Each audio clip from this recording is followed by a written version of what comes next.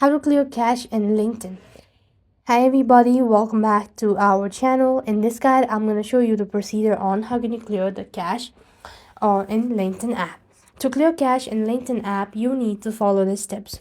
What you need to do is simply want to open up your LinkedIn app on your device, after which you need to click the profile initials and go to the settings section. As you go to settings, you then need to go to data and privacy section. Scroll down, and if you could find cache, you could go and click on that. And if you cannot find, then you could simply have to follow the next step.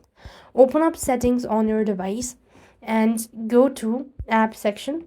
Locate LinkedIn from the list, and then you want to go to storage and cache. Now here you simply want to click on clear cache, and this way you'll have cleared your cache in LinkedIn. So this is how you could clear cache in LinkedIn app. That's all. I hope the video was helpful. Make sure to like, share and subscribe. Thank you for watching. See you in the next video.